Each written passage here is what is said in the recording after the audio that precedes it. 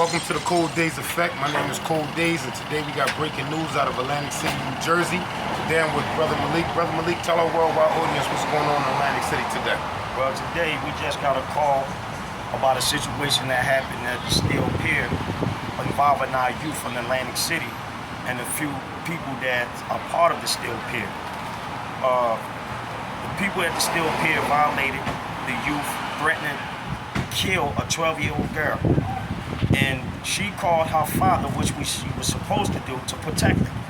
When the father come to investigate what's going on and talk to the adult who threatened his daughter, the police wrestle him down to the ground and locks him up, but the people that did the terroristic threat never got arrested. Now we're sitting here in front of the public safety building, striving to find out what the father's arrest was for. Is he charged with anything? Did he put his hands on anybody? And why that the other people who did the terroristic threat was not arrested? There were several youth involved. One of the youth is now in the hospital, was being transported to the public safety building. He never made it here because the police either sprayed him with mace or beat him where they had to take him to the hospital. So we have to go there and investigate that. Today is August the 15th. This is going to be an ongoing situation. This is just part one.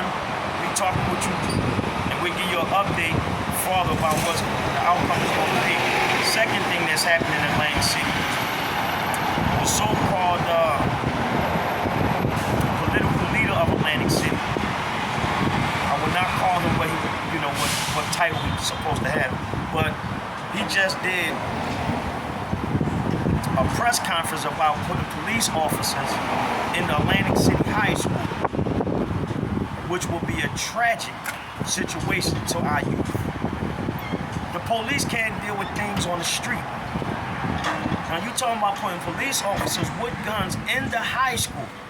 Now you take the school where our children are supposed to go for education and turn it into a concentration camp or to a prison. And this is the biggest way to create from school to prison pipeline.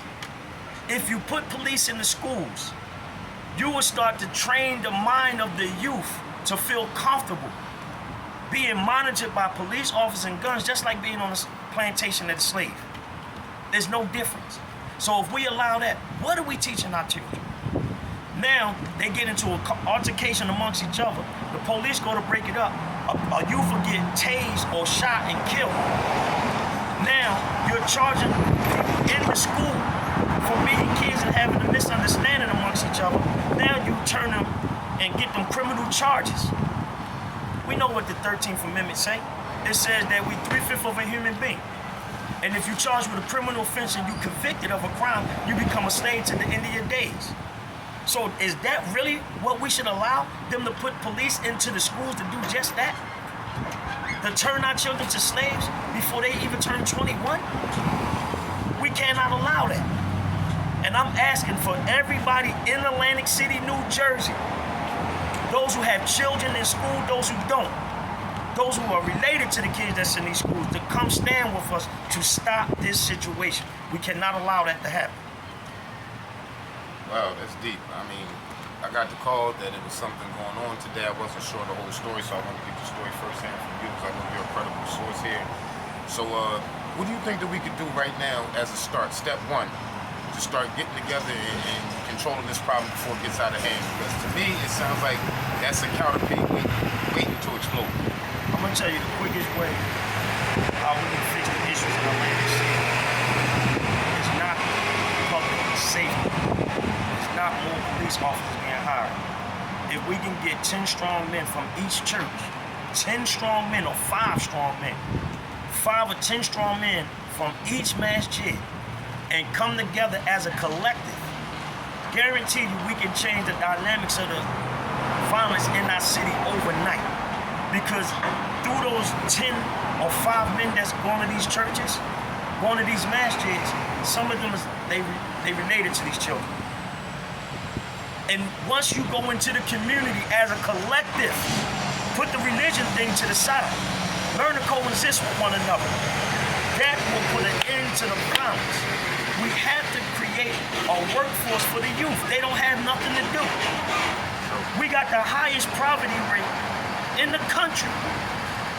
If we strive to build resources of jobs for these children, not minimum wage, we have to take the minimum wage, and we saying wages of living to at least $20.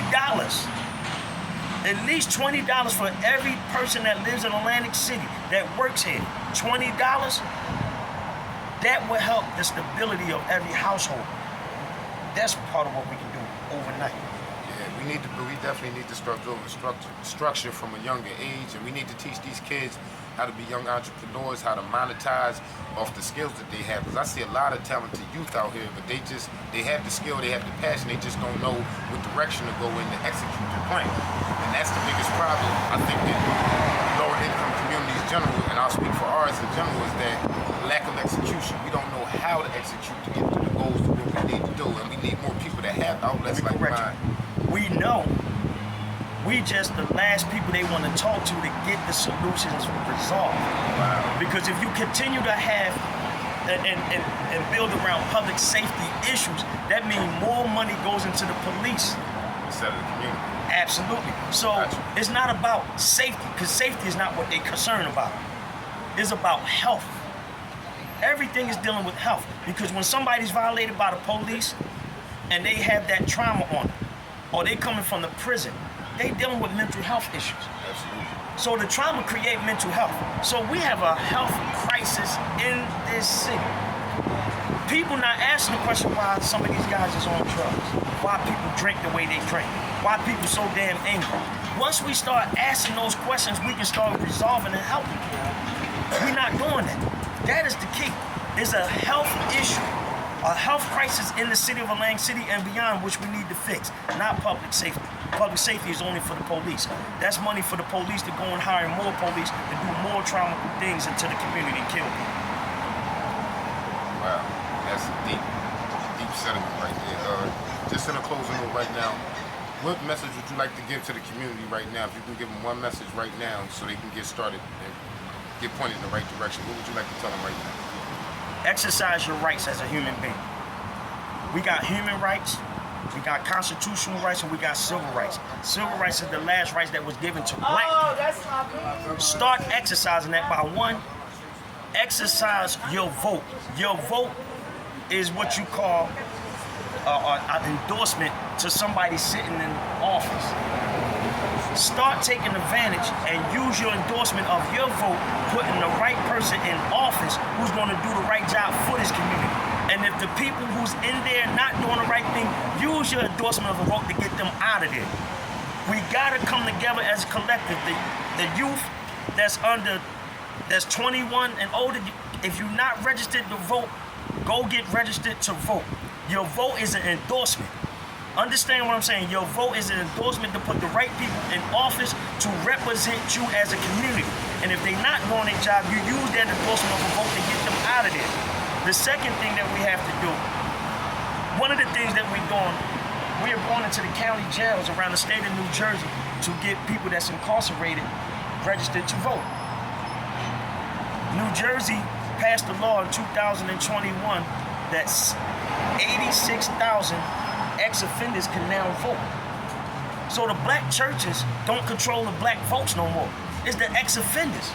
We had an advantage that most people don't have, and we don't even know it. We're not even utilizing it. So now we're going into the county jails getting people that's on parole or probation registered to vote so we can change the dynamics of our community. It starts at the head of who said they're in charge of the city. And if he ain't a good example for the entire city, he ain't working close with council to make change, he gotta go. Or she gotta go, whoever they are.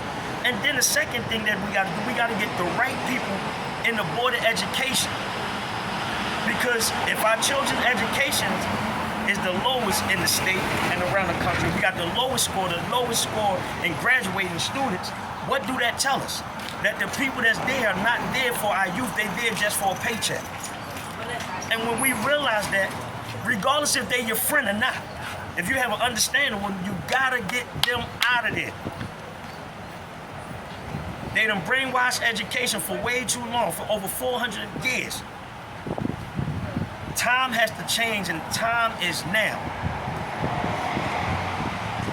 Utilize your vote to make change, people.